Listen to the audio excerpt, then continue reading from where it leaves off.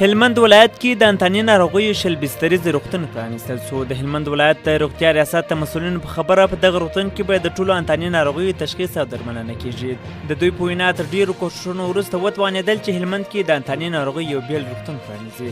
هلمند کې داسې مهال د انتاني ناروغیو شل بستریز روغتون پرانیستنه کیږي چې له دې وړاندې هلمند کې د انتاني ناروغیو لپاره مشخص او ځانګړی روغتون شته. نو دا روغتون چې دی شل بستره دی د فی الحال د پاره شونې ابتدایي حالت دی، نو چې اول موږ وګورو چې که مریضان ډېرېدل ظرفیت به انشاءالله نور هم لوړېږي.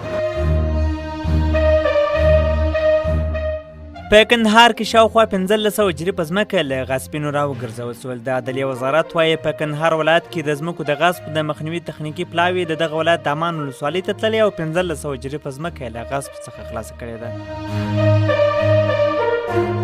په خوست ولایت کې د کرومایټ ډبرو د کان د استخراج چارې پیل شوې. چارواکي وایي دغه کانونه د خوست ولایت په ګربز ولسوالۍ کې موقعیت لري چې د استخراج له پیل سره به په یاده ولسوالۍ کې د نورو پرمختیایي پروژو د تطبیق ترڅنګ نږدې 400 کسانو ته د کار زمینه برابره شي.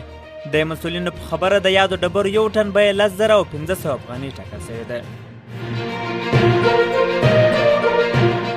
د افغانستان د تکواندو ملي ټیم لوبغاړی محسن رضایي خپل هانګ کانګي سیال ته ماتې ورکړه. د اولمپیک کمیټه وایي چې دغه لوبه اذربایجان کې ترسره شوه او رضایي وکولای شوه چې د دې لوبې یو بل پړاو ته لاره ومومي.